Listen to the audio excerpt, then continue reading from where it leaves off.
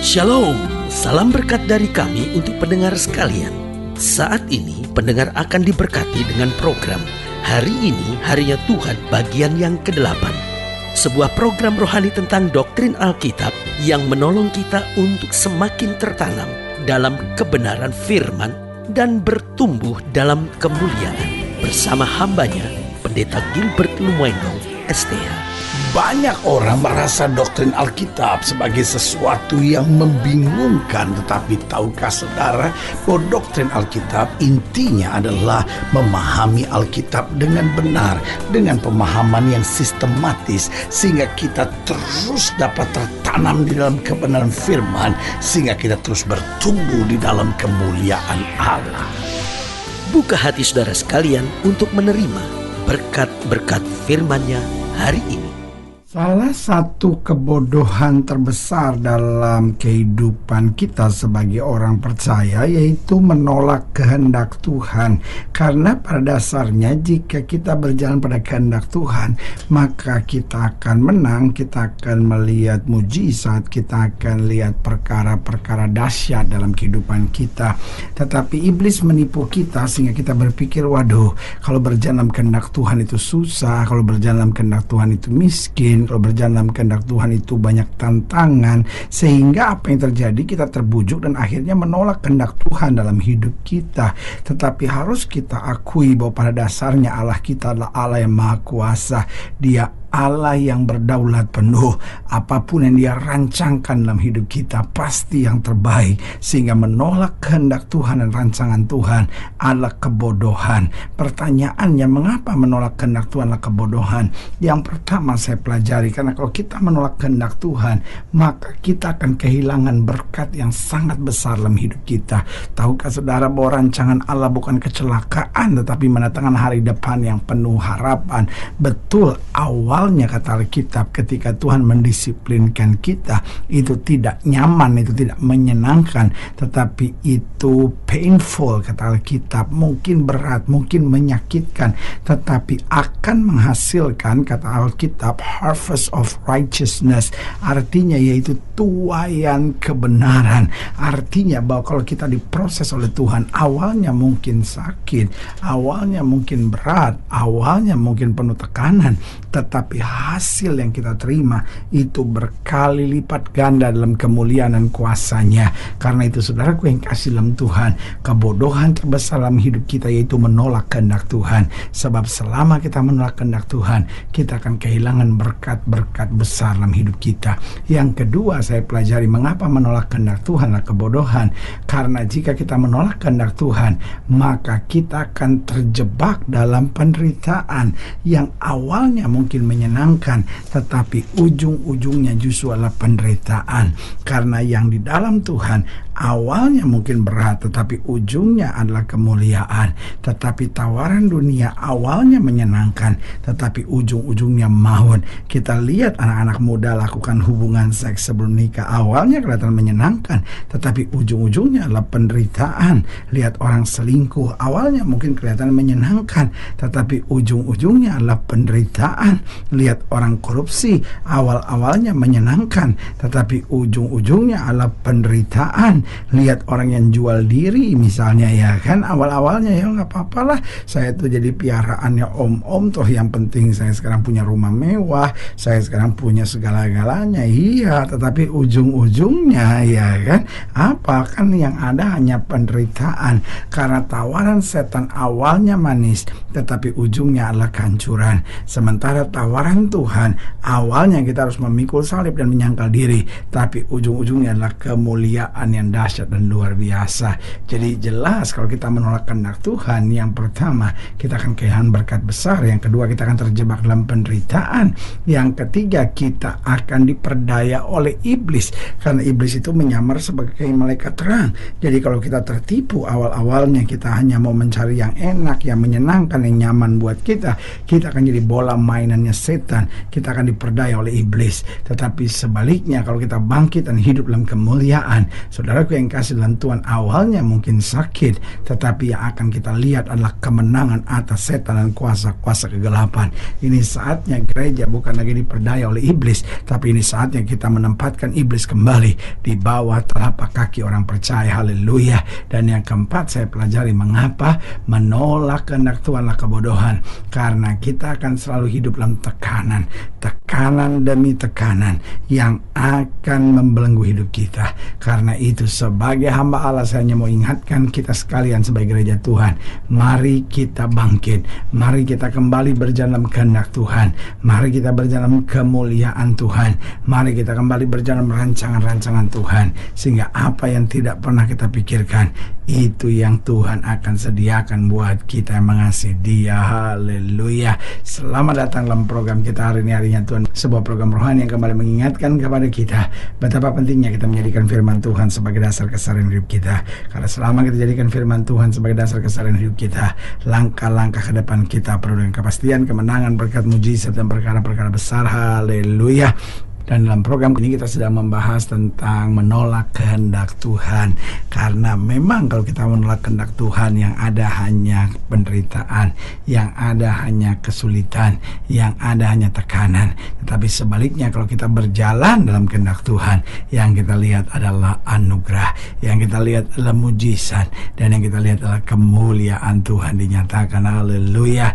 Nah, saudara yang kasih dalam Tuhan, dalam pembahasan tentang menolak kehendak Tuhan, kita mau sama belajar dari Keluaran pasalnya ke-10, Keluaran pasal 10, ayat yang pertama sampai ayat yang ke-11. Keluaran pasal 10, ayat pertama sampai ayat yang ke-11. Demikian firman Tuhan di bawah judul perikop tulah ke-8 belalang.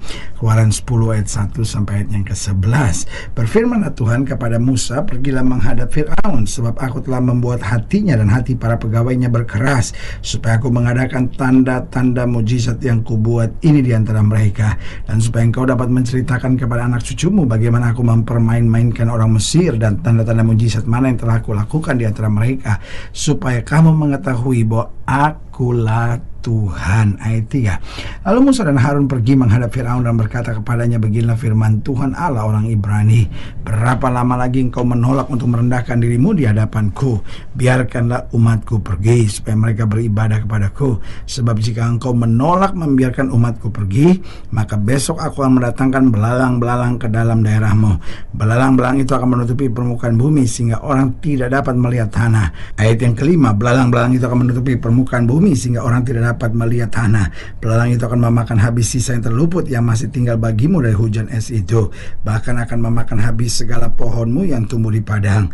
Belalang itu akan memenuhi rumahmu, rumah semua pegawaimu, rumah semua orang Mesir, seperti yang belum pernah dilihat oleh bapamu dan nenek moyangmu sejak mereka lahir ke bumi sampai hari ini. Lalu berpalinglah ia dan keluar meninggalkan Fir'aun.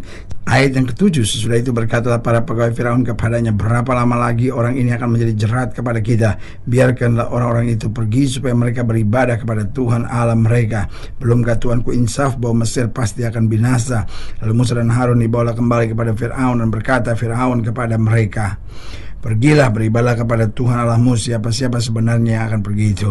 Jawab Musa, kami hendak pergi dengan orang-orang yang muda dan yang tua, dengan anak-anak lelaki kami dan perempuan, dengan kambing domba kami dan lembu sapi kami, sebab kami harus mengadakan perayaan untuk Tuhan.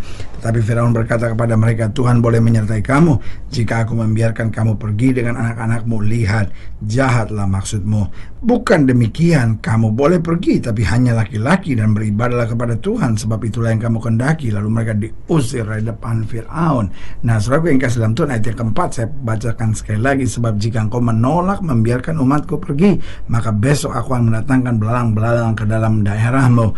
Jadi saudara lihat bahwa persoalannya, bahwa yang dibuat oleh Firaun adalah menolak kehendak Tuhan. Tuhan suruh biarkan umatku pergi, tetapi dia tetap berkeras karena dia pikir, oh saya punya kuasa, saya punya kekuatan. Sebelum saya menyuruh pergi, maka Tuhan gak bisa buat apa-apa. Waduh, ini yang saya sebut seorang yang menolak kehendak Tuhan. Dia pikir dia mampu, dia pikir dia bisa, dia pikir dengan hartanya dia bisa, dengan kemampuannya, dengan pengalamannya, dengan segala kehebatannya. Tetapi Alkitab bilang semua yang saya punya semuanya itu datang dari Tuhan. Artinya apa? Paulus sampai bilang begini, kesanggupan kita adalah pekerjaan Allah. Haleluya. Nah, mengapa seorang menolak kehendak Tuhan? Yang pertama, karena tidak sadar akan rancangan Tuhan. Konsep berpikirnya bahwa rancangan Tuhan itu selalu berat, susah. Tetapi kalau dunia, itu baru indah. Sehingga apa yang terjadi? Dia menolak kehendak Tuhan. Dia mau pikir dalam kehendaknya sendiri. Saudara yang kasih dalam Tuhan, justru rancangan Tuhan supaya hidup kita berkelimpahan, diberkati dan penuh mujizat. Karena itu mari kita sadari rancangan Tuhan. Setiap pagi katakan dengan iman, rancangan Tuhan buat saya sepanjang hari ini adalah rancangan yang indah. Haleluya. Setiap hari kita mulai kita ucapkan bahwa rancangan Tuhan buat saya pada hari ini adalah indah. Dan ketika kita ucapkan dengan iman setiap kali, maka kita akan hidup dengan rancangan Tuhan yang indah. Yang kedua, mengapa seorang menolak kehendak Tuhan? Karena memiliki hati yang keras, hati yang sempit. Dalam pemikiran cuma sederhana, waduh sulitlah untuk mempraktekkan firman Tuhan. Saya kan cuma manusia biasa, saya kan bukan hamba Tuhan, saya kan bukan pendeta. Saudara yang kasih dalam Tuhan, di hadapan Tuhan nggak ada perbedaan antara pendeta atau bukan pendeta. Setiap kita cuma ada dua sebutan, hamba yang baik atau hamba yang jahat. Karena pada dasarnya kita semua adalah hamba Tuhan. Jadi mengapa seorang menolak kehendak Tuhan? Karena tidak sadar rancangan Tuhan. Yang kedua, karena memiliki hati yang keras dan sempit. Yang ketiga, karena terbujuk oleh segala kesenangan-kesenangan dunia. Sebetulnya ingin sih jalan dalam kehendak Tuhan, ingin sih tinggalkan dosa, ingin sih hidup dalam kebenaran. Tetapi tawaran-tawaran kesenangan dunia begitu menarik, begitu membelenggu, begitu mengikat, sehingga akhirnya dia menolak kehendak Tuhan. Dan yang keempat, mengapa seorang menolak kehendak Tuhan? Karena berpikir keinginan hatinya itu yang terbaik. Buat dia sederhana, pokoknya apa yang saya pikirkan ini yang terbaik. Saudara yang kasih dalam Tuhan, bahaya. Kalau semua yang kita pikirkan terbaik, maka kita akan terjerumus pada lembah kehancuran. Tetapi mari hari ini kita dapat berkata, biar bukan kehendakku yang jadi, melainkan kehendak-Mu Kristus yang terjadi. Haleluya. Nah, saudara yang kasih dalam Tuhan, jika saudara yang dilayani lebih jauh, hubungi kami melalui telepon, hubungi kami melalui surat, kunjungi website kami, karena kami ada untuk membawa Bapak Ibu sudah senantiasa lebih dekat pada Tuhan dan mengalami kasih kuasa mujizat yang luar biasa. Haleluya. Secara khusus melalui program ini juga saya mau berdoa buat siapa yang sakit, siapa yang berbeban berat, karena saya percaya bahwa bagi Allah tidak ada perkara yang mustahil. Nah, saudara yang didoakan secara khusus, boleh taruh tangan kanan di dada dan kita akan berdoa. Mari kita berdoa.